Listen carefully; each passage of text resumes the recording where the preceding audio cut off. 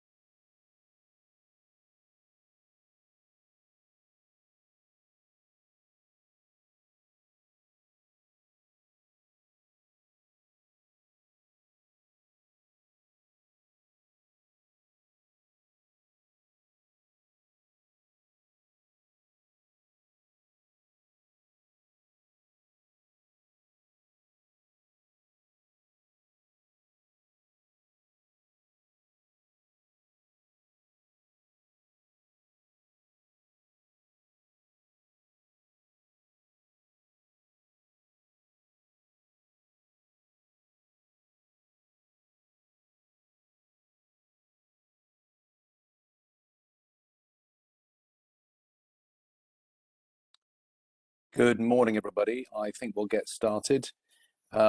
Welcome to our webinar. This is a webinar to cover the RemCo meetings that people have got coming up in the early part of 2022 and some of the issues that people are facing in those RemCo meetings, and also to look at remuneration reports for the 2021 year end. My name's Jeremy Orbell. I'm one of the partners, the MDs at A&M in our executive compensation practice here. I'm also joined by Nicola Heather, who's one of our directors in our executive compensation practice. And our host today is my colleague Pardis Mullah Jafar, who's actually in our Atlanta office, and it's about 5 o'clock in the morning there. So welcome, Pardis, and thank you. We did a similar webinar to this time last year. And in some ways, things feel very similar. We were in winter restrictions, COVID restrictions at this time last year. And in some ways, things don't seem to have changed very much. However, as we'll explain in the slides today, there are some things which are very different from this time last year. If we turn to the agenda, what we're going to cover is a quick recap on what's happened during 2021. We're also going to look at the base salary position for 2022 reviews, the bonus and LTI outcomes expected for 2021, some discussion of ESG metrics and how they're likely to be incorporated in 2022 performance objectives, and then looking at the precise target setting process for incentives going forward, some discussion of what the voting agencies have been saying, and then some specific points on the DRRs for 2021 and compliance with some of the corporate governance code requirements. If you go to the bottom right hand corner of your screen, you'll see there's a button there called chat. If you open that up and select all panelists in the addressee box, you can send questions in to the panel, and we will try to answer those either as we're going along or towards the end of the session. So I will now turn to a recap on 2021, and I'll hand over to Nicola.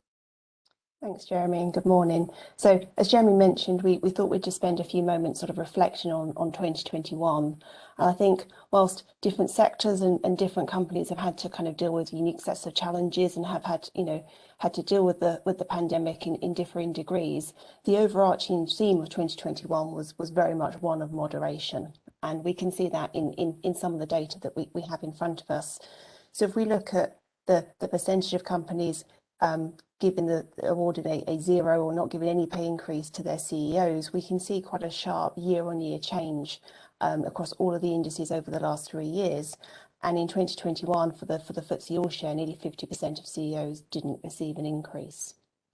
if we look at median salary increases, and we exclude zeros in this, so effectively this only includes companies where there was an increase, the median was between 2 to 2.5%, which was very much in line on the whole with the average for the wider workforce.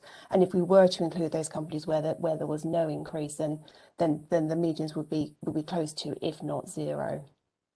And it's a similar position when we look at bonuses and we consider the number of companies that paid no bonus to CEOs. There's a bit of a wider range across the different indices. So for the last year under review, nearly a quarter of FTSE 100s didn't pay a bonus, 30% in the FTSE 250, and just over 40% in the FTSE small cap. And there's a number of reasons for that. The most common reason historically was always the targets simply weren't met and therefore no bonuses payable. I think we see a bit more of a variance now or more recently. So potentially financial targets weren't met. Some of the non-financials were, but there was discretion and decided it wasn't appropriate to pay those in the context of the wider experience for both shareholders and employees. It was felt appropriate not to pay any bonus. So potentially the scheme was cancelled through the year, or there wasn't actually an assessment at the end of the year because either the RemCo exercised that discretion or CEOs and executive directors waived the right to receive a bonus. And when we talk about, if we look in that final column, so we talk about FY 20 to 21, that's effectively the last bonus that has been disclosed by companies. So if it's a December year end, it's the bonus in respect of 2020 paid in 2021. So for March, it's the bonus in respect of the year end in March 2021, and so on.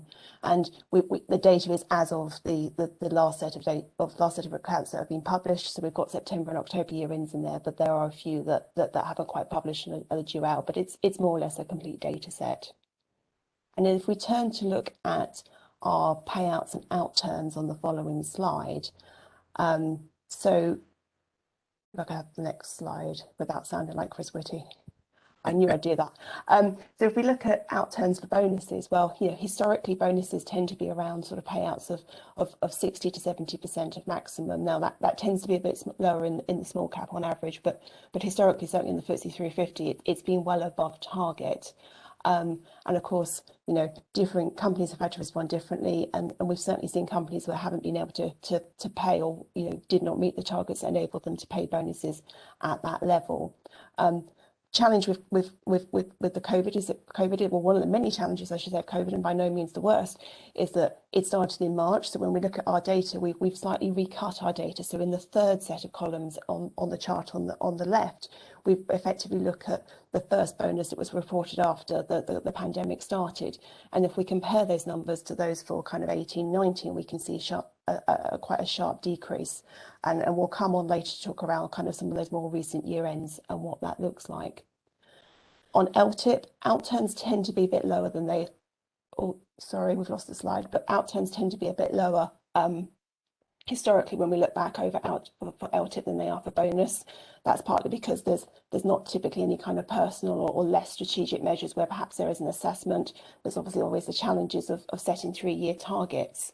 I think the lag also of LTIPs and those 3-year performance periods means that we haven't perhaps we've seen a decline in the payouts, but it perhaps hasn't been as strong as it has been in the bonuses, because if you're a March 2020 year end, potentially enough of the performance period, for example, was completed such that you did receive some kind of payout.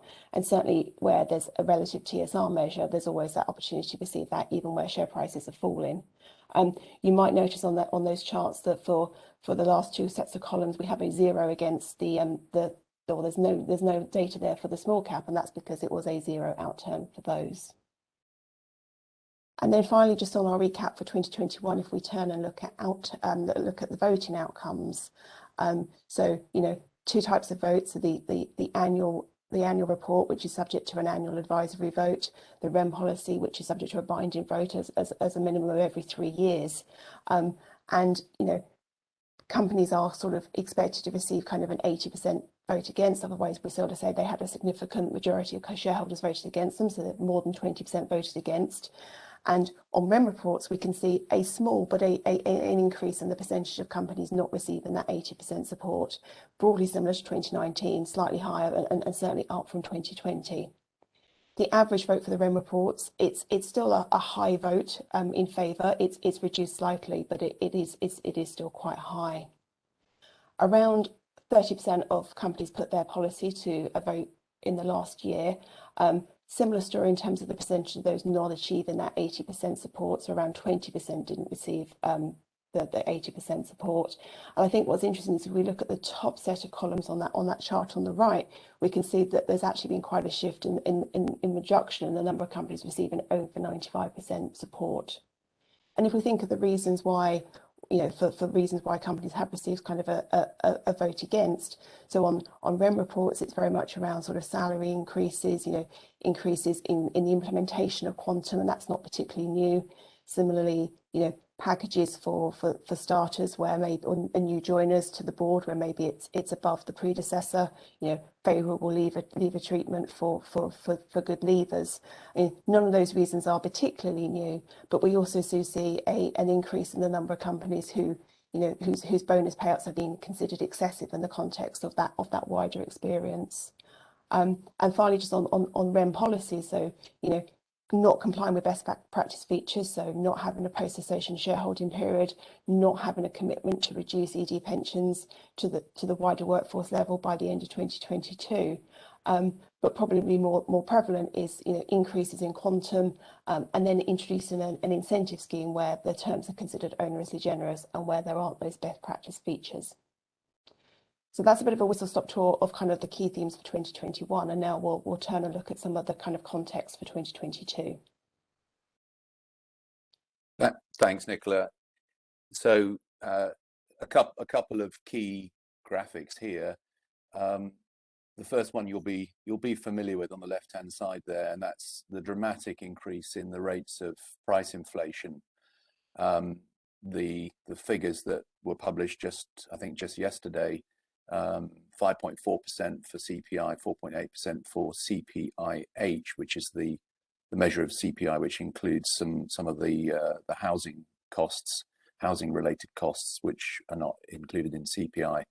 And if you look at the trend over the last 10 years, which is shown in that graph, generally CPI has oscillated between 0 and about 3% over that period. But what we've seen in the last 6 months or so is a dramatic increase in the rate of inflation. And I think the consensus forecast from economists is that it will probably not peak until it reaches about 6%, and that's predicted in April 2022. But some of the predictions that were made a few months back about inflation have been exceeded. So I think that there's still considerable uncertainty about how long this period of higher inflation will continue. And there are some lagging factors, such as the impact of changes in wholesale gas prices that will impact utility bills in the spring, and that's one of the inflationary pressures that we'll be experiencing.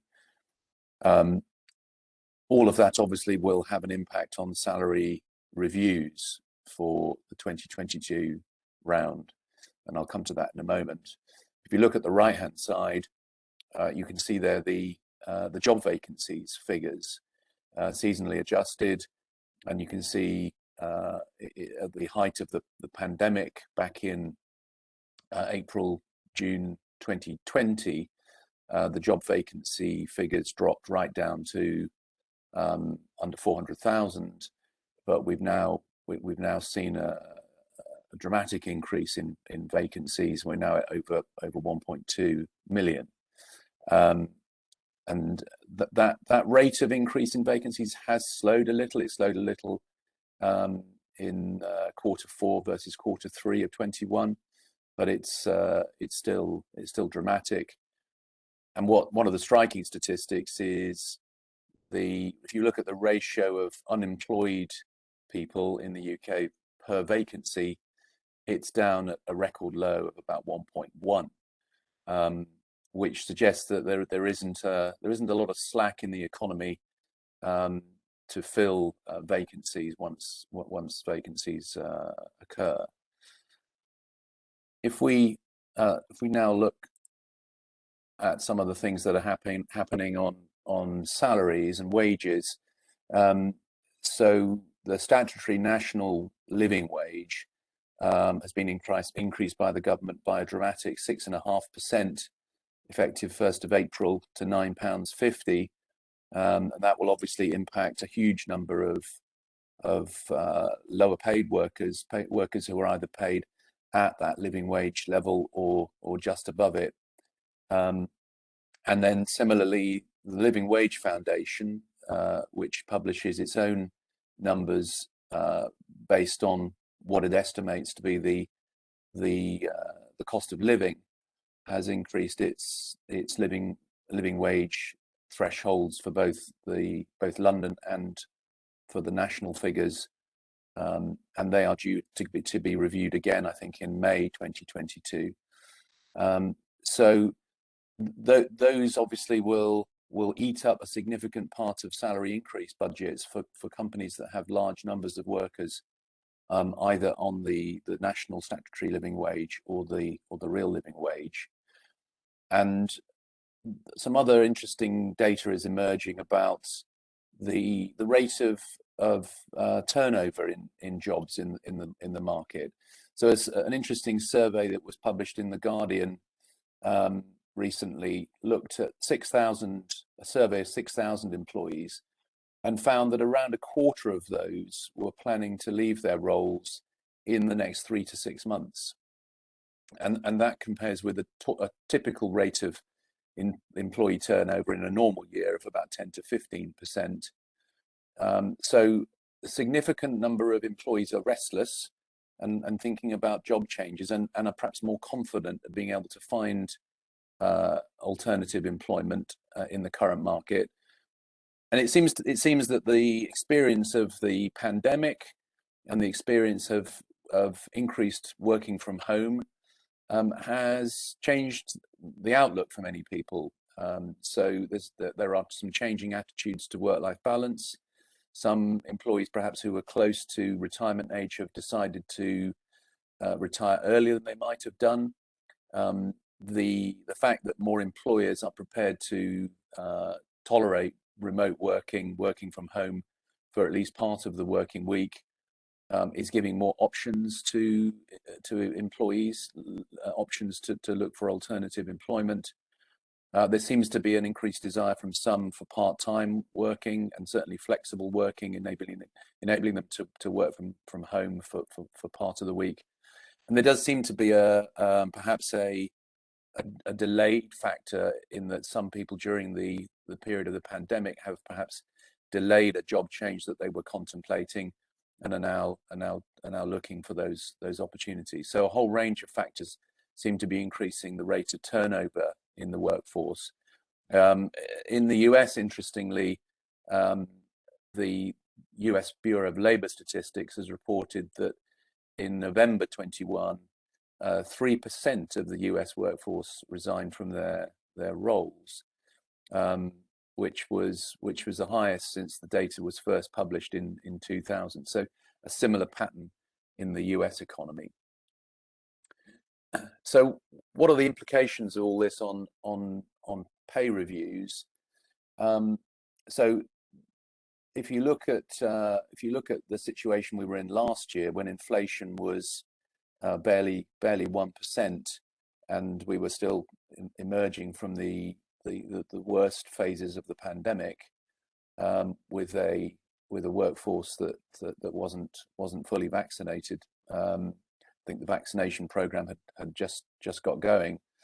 The salary reviews that companies were introducing or applying were generally in the sort of range of 1 to 3%, and some certainly had salary freezes. This year, in contrast, in the context of the higher price inflation and the labour market pressures, we're expecting budgets to be in more like the range of 3 to 5%. And certainly where companies have employees on the national living wage or close to it, for those employees, we'll be seeing budgets of 6 to 7% to match the increase that the government has announced. We do think, though, that those budgets for salary increases will be heavily targeted. So we won't see all employees across the labour force getting the same increases. There will be significant targeting of the spend certainly on those lower paid workers who are getting increases in the national living wage, but also in parts of the workforce where there are acute labour shortages and vacancies.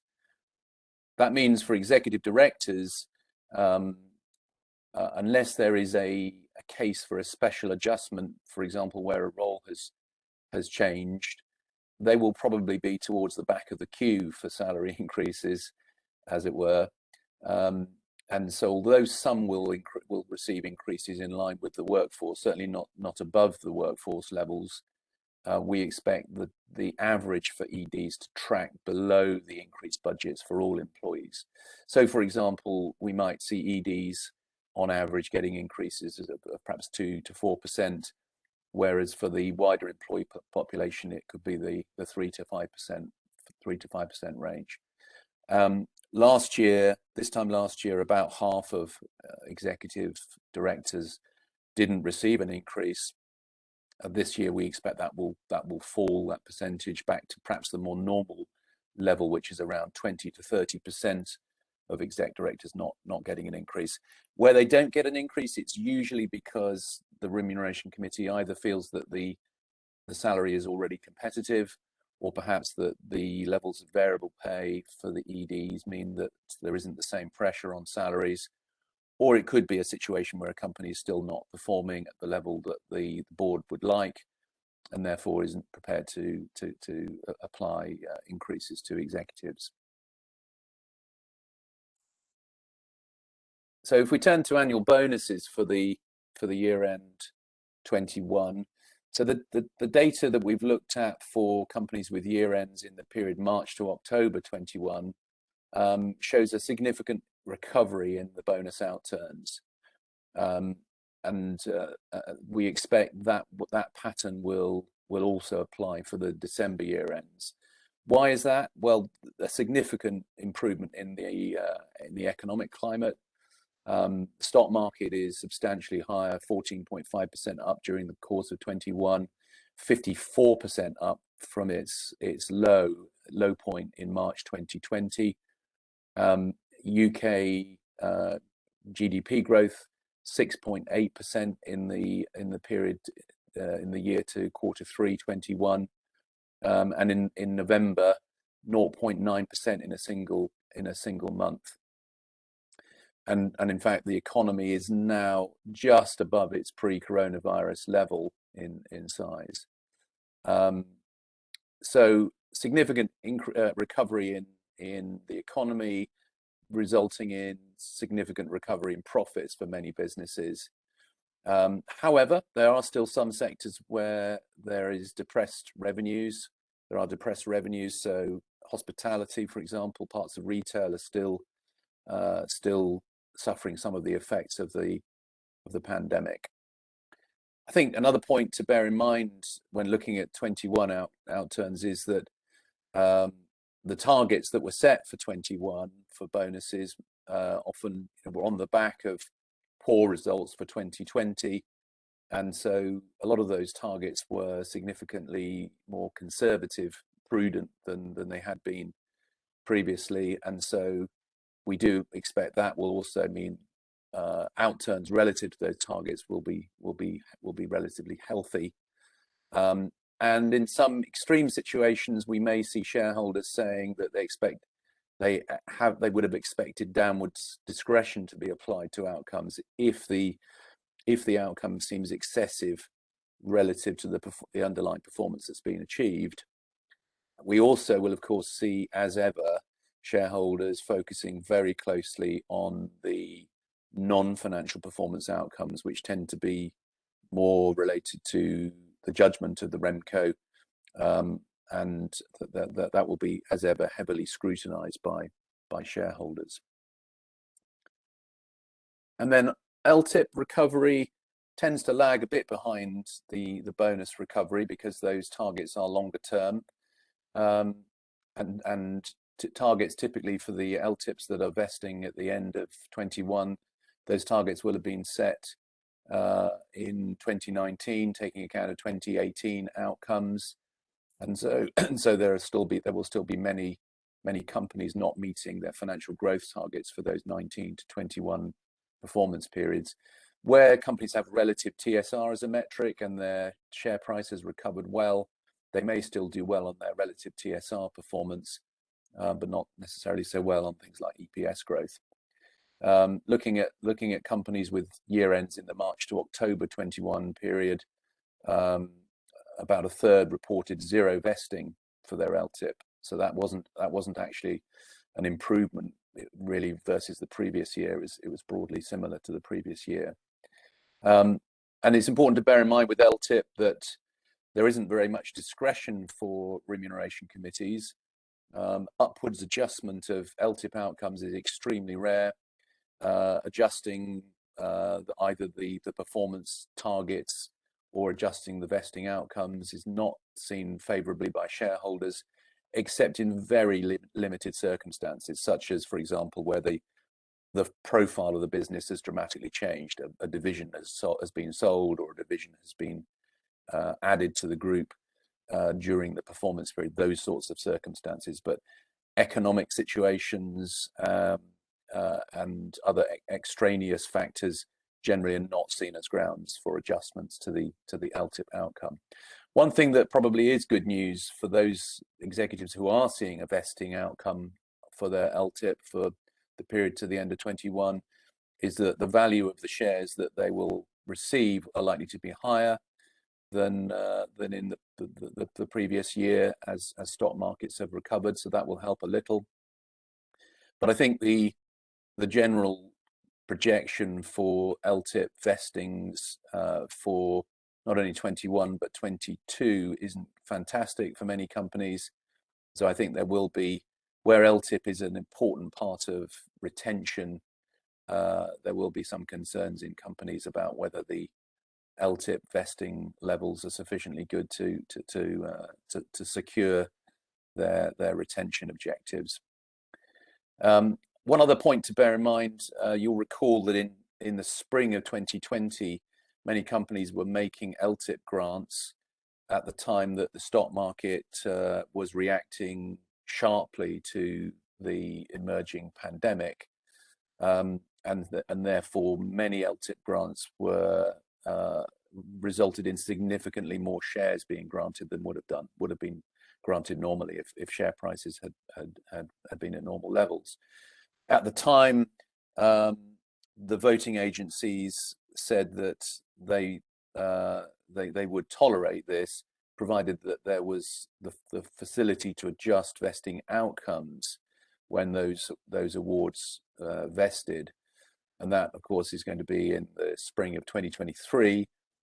So I think it's important to start thinking about that early during 2022.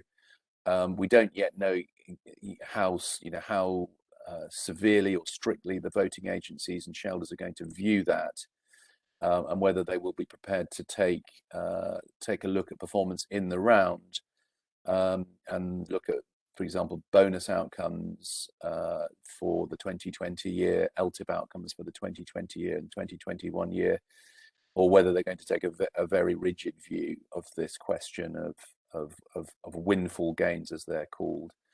But it's something to start thinking about early on during 2022. So I'll now turn to another topic which is very hot at the moment, which is the subject of ESG, and I'll let Nicola pick this one up. Yeah, so environmental, social and governance, and as Jeremy says, very much on the agenda for the last year and will continue to be so, I think, for the foreseeable future.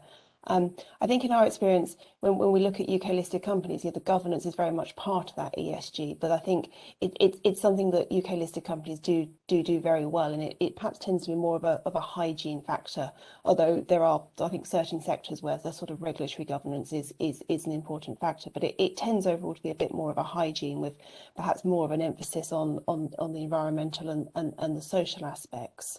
There's always a bit of a challenge in the way that you kind of look at this data and identify how many companies have an ESG metric. The table on the screen shows the percentage of companies that they have a metric where they specifically say this is our ESG metric for the year ahead. And we can see quite a sharp increase in the prevalence in the current year. So looking at the forward looking for 21 and 22 versus the prior year. So nearly half of the FTSE 100 now have a specific metric, 30% in the FTSE 250 and just under a quarter in the small cap for the bonus, and then nearly a third in the LTIP for the FTSE 100 and less so in the other two indices. And that, you know, is quite a common pattern that, you know, FTSE 100 companies in sort of all of the data we look at tend to kind of lead the way and be a bit more kind of ahead of the game in some respects. It potentially understates the kind of the companies that do have ESG, because I think if you look a bit more broadly and you look at sort of people metrics where it's diversity and you consider safety metrics and you incorporate those, then that number could actually be quite a bit higher. So if we include those in the FTSE 100, it's nearly 2/3 and around just over 40% in the FTSE 250. But that isn't to say that they necessarily are an ESG metric linked to the strategy. It's just it's a metric that where you could consider it ESG just looking at it and reading it. We expect that, you know, but all of these statistics will increase for the year ahead. I think it is perhaps too early to say for certain, but certainly in the FTSE 100, if we look at the September and October year ends, there's definitely an increased focus in companies introducing some kind of metric into the LTIP.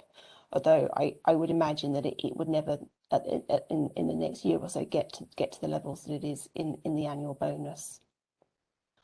So the proxy agencies have recently updated over the last 2 months their guidance for the year ahead.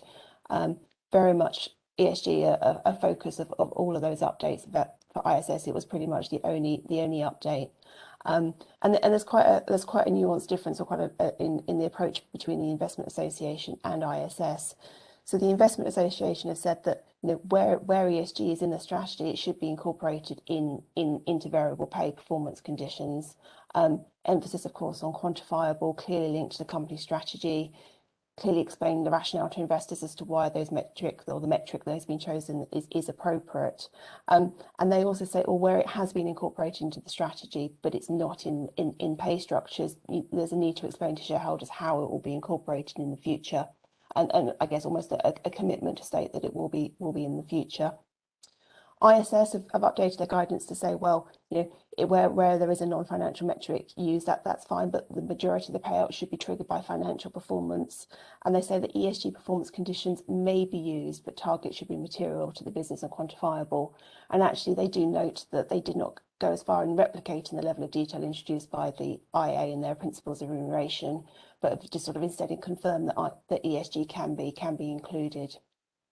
Glass Lewis made a number of updates to that particular section of their guidance, and they actually refer to it as environmental and social. They don't ignore the governance particularly, but that's their definition. Again, I emphasise the importance of aligning with the strategy and explaining why the measures that have been incorporated are appropriate to do so, and also just noting that there may be some metrics where it may be appropriate to include it as an underpin or a hygiene factor rather than a specific metric. And then if we look at, well, how is ESG typically incorporated? So where it is included, around half include it as a standalone metric in the annual, when it's included in the annual bonus. So that means that there is a metric stated for the year ahead. This is our ESG metric. It's X% or weighting of our bonus. We've not included the graph for the LTIP, as the vast majority of those are those standalone metrics as you would expect in the LTIP, where there's kind of there's a threshold and there's a maximum and a kind of and it's I think just given the nature of LTIPs, they tend to be, unless you've got a kind of a strategic scorecard in there, they tend to be more focused on a standalone metric. But there are a number of ways that ESG could be incorporated. I mean, so a specific formulaic metric in an LTIP or an annual bonus, so sort of aligned to that standalone approach where there's a metric which has a weight and it's sort of disclosed in advance what that metric is. I think that's very much the sort of preference of the investment bodies that would reflect on their kind of update and their updates that they've recently made. I think another alternative approach is to include, say, a basket of indicators, either as a part of an ESG scorecard or as part of a non-financial scorecard in the annual bonus. There will still be kind of empirical evidence and targets within that, but there may be more of a judgment overall as to what that outcome is. We have seen examples of companies including it in personal performance assessment. I think that's typically been around where there's the first year of introducing the strategy or the development of the strategy.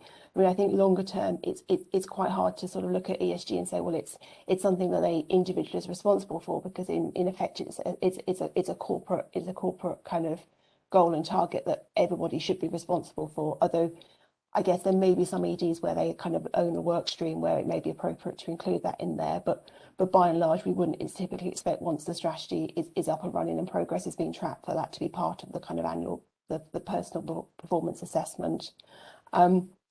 Performance modifier, so potentially say 5 to 10% of the bonus could be reduced as a result of kind of an assessment that ESG is not where it should be. Very much, unfortunately, a reduction rather than something that can necessarily be an upwards discretion by and large. And a specific underpin potentially, so where there's a focus on maybe a need to move towards carbon emission targets or reductions, where there's a very clear focus and there's a need to achieve something. And again, that could result in a downwards reduction in the outcomes.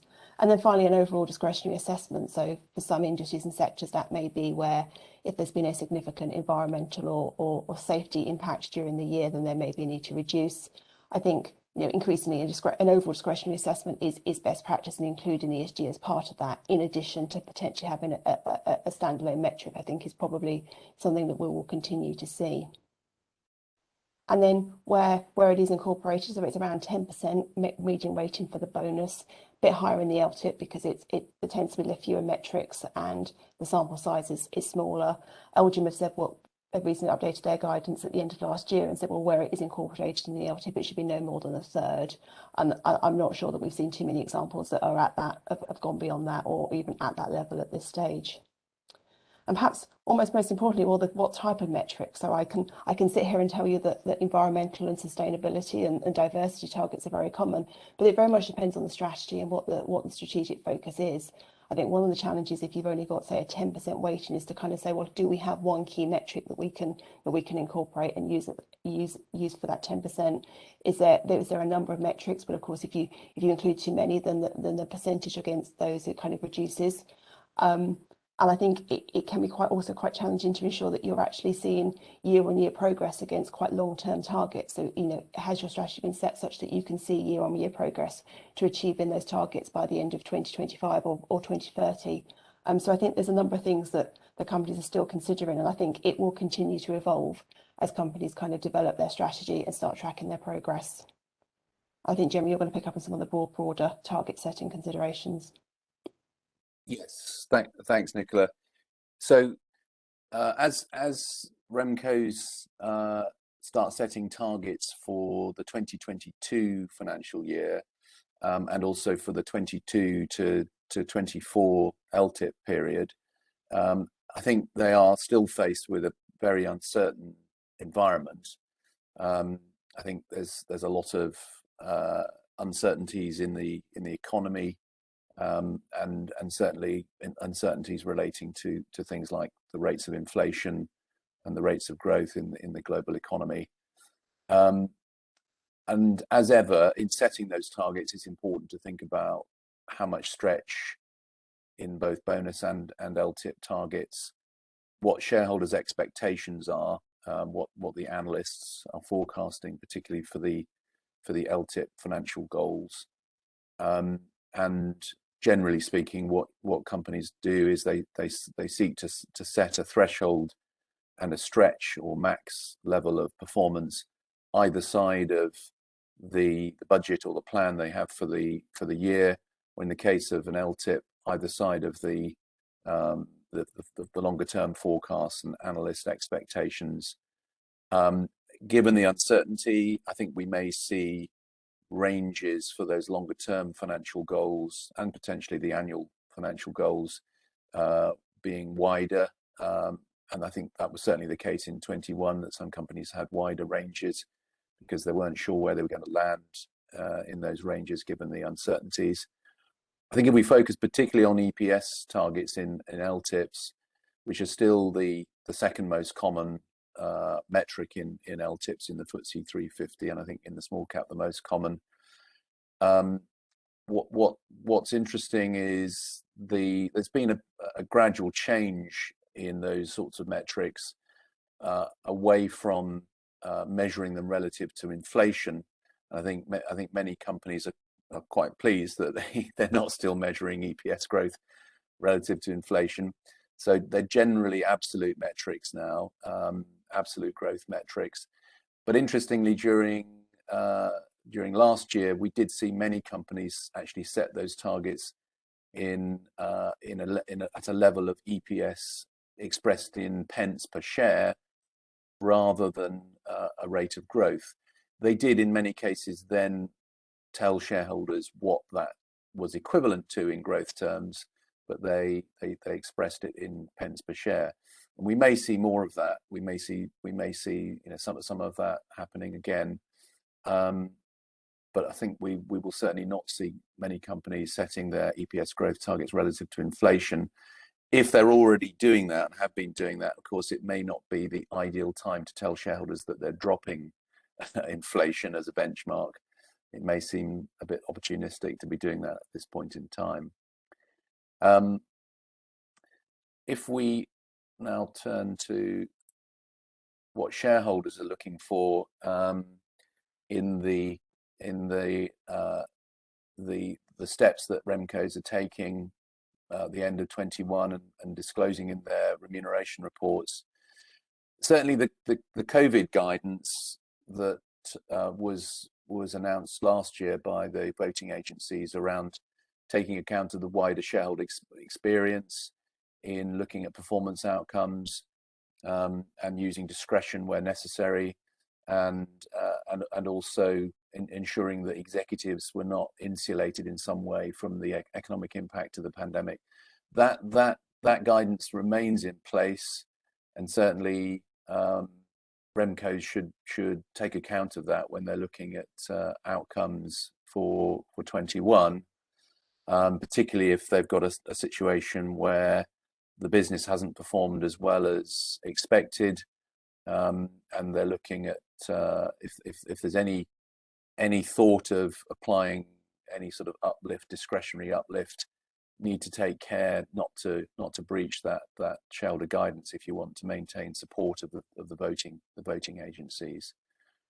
And certainly in remuneration reports, we do expect the sort of thing we saw last year, which was in many cases the chair's letter, the RemCo chair's letter, the RemCo chair's introductory statement or letter, including quite a lot of information about the economic situation, how that had impacted the workforce and shareholders, and how that had been taken into account in the remuneration outcomes.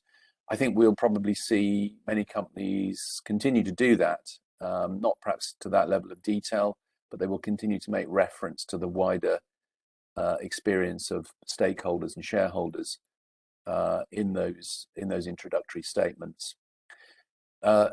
Obviously, there's still some underlying issues that shareholders have been concerned about for a number of years. One is the alignment of pensions with the workforce. Most companies have already not only introduced a policy that all new appointments, ED appointments, have to have an aligned pension allowance, but they've also either done so already or committed to align the pensions for the incumbent EDs with the workforce by the end of 22 or start of 23. But we estimate there are still about 10% of companies in the 350 who haven't made that commitment, and that continues to be a potential red top issue for the Investment Association. Another one is the post-cessation shareholding requirement that's in the Corporate Governance Code. Companies are expected to have a policy on post-cessation or post-exit shareholding for EDs, and the Investment Association has guidance on what that should be. It's two years post-employment at the level of the in-employment shareholding requirement. And once again, we estimate there are 15% or so of companies that don't yet have that, and that will be a potential issue for them, particularly if a company is going for a policy vote. If they don't have that included in their policy, that is a significant issue for the voting agencies.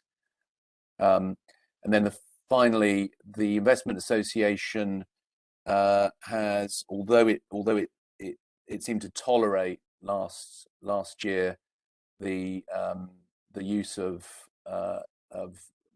adjustment of vesting to avoid windfalls on LTIs, it has reiterated that its preference is that where a company share price has fallen sharply prior to a grant, that the grant should be scaled back. So instead of granting 150% of salary, that you grant a lower percentage of salary, for example, rather than relying on scale back at vesting. Just looking at significant votes against remuneration resolutions. So a significant vote against is generally considered to be 20% or more against. And we've looked at which of the voting agencies are really driving that. And it's still the case that ISS is the main driver of significant votes against. So for those companies that had 20% or more against, 85% of those had an ISS recommendation against the resolutions, whereas only 44% of IBIS or IA were red-topped, and 46% recommendations against from Glass Lewis. So very important to think about ISS's guidance when looking at policies and looking at remuneration reports.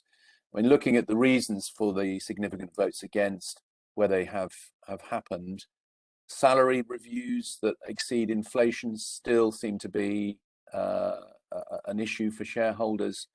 So that's where the workforce level might be 3 or 4%, but executives are getting a higher percentage, and that even if there are reasons for that, it's important to think clearly about that and be able to justify it before taking a decision to give an increase of more than the workforce level.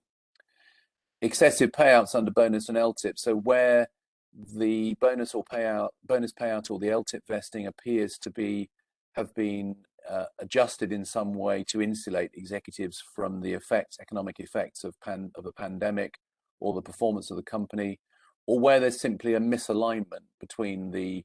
significant misalignment between the stakeholder experience and the vesting or payment outcome. So employees on furlough, redundancy programs, significant falls in share price, all those sorts of contextual factors need to be borne in mind. And certainly the use of upwards discretion is generally undesirable from a shareholder point of view.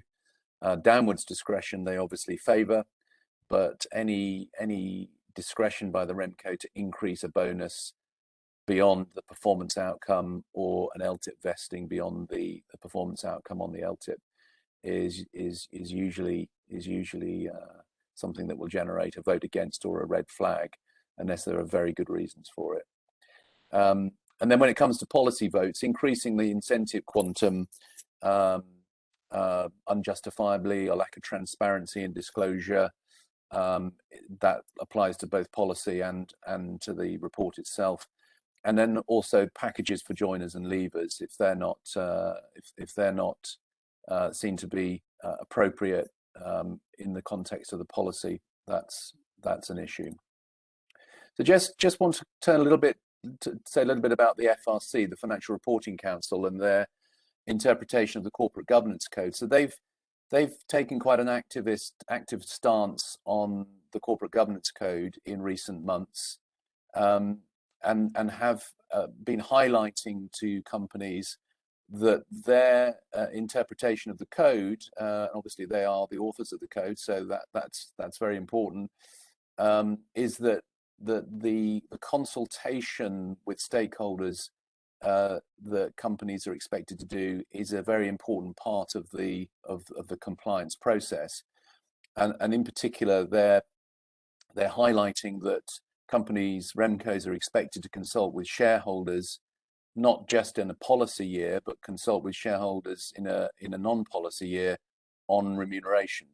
So it's important to report that in the remuneration report, even if it's part of a wider consultation. Important to or a wider communication with shareholders. Important to say that there has been consultation on remuneration, and then similarly with the workforce. Most companies do have some form of workforce engagement from the board. So, for example, a designated NED. But important to be able to say that the workforce has been consulted on executive remuneration as part of that engagement, and be able to describe how that happens.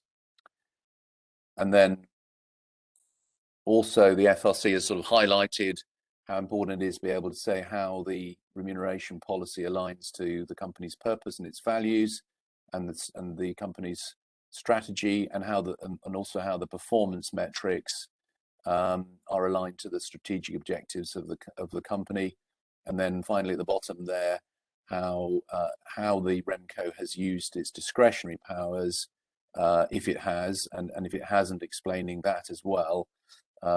The FRC has highlighted all of those points.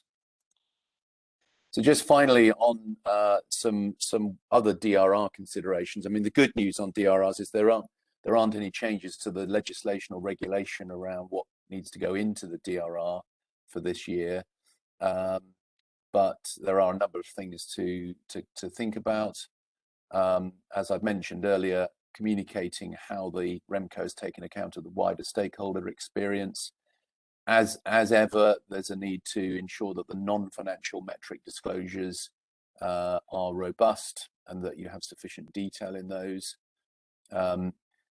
This is the second year of the disclosure of the annual percentage change of remuneration for directors versus the average employee. And it's important to obviously include that and show the 2 years history. You have to build that up over time to 5 years of history. So this will take up an increasingly large amount of space in the remuneration report. And this is, I think, the third year of the CEO pay ratio disclosure. Important to explain any significant movements in that ratio. On pension, important to explain, if you haven't already, to shareholders what your intent is on alignment. The Investment Association has also said it expects companies to disclose not only that they have malus and clawback, but to disclose what sort of triggers they have for malus and clawback, and the enforcement mechanisms they have for malus and clawback. So have they included it, for example, in their plan documentation for incentive plans? The Investment Association has also said in its recent guidance they expect more detail on the benchmarking peer groups that companies use. So ideally, I think what they're expecting there is a list of peer companies that people benchmark against. That isn't always practical, because often the benchmarks that companies use will include multiple peer groups or subsets of different peer groups. But certainly an explanation of how benchmarking takes place and the approach that the RemCo uses to the selection of peer groups is important. And then finally, a few points at the bottom there. The whole what's called the fair pay agenda, so the approach to national living wage and real living wage, that's certainly becoming more prominent. And certainly with the wage pressures that we see at the moment, I think we'll see more companies talking about what they're doing as far as real living wage is concerned.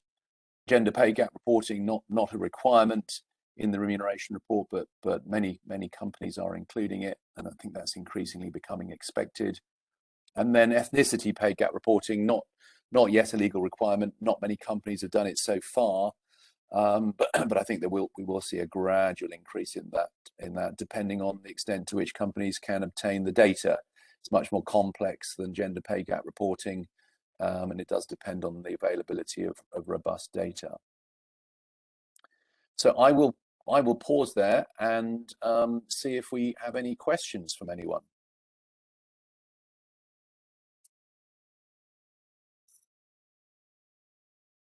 Just a reminder, if you have a question, if you can enter it in the chat box in the bottom right hand corner and address it to the panelists, that would be great.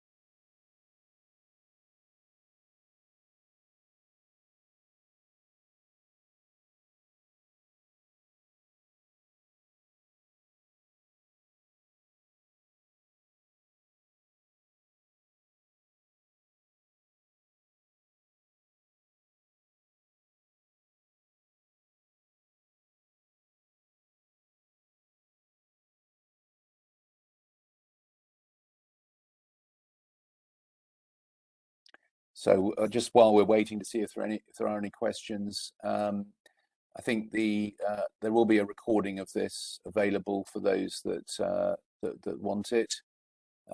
So if you haven't had a chance or you had to join or leave partway through the session, you can obviously see the recording.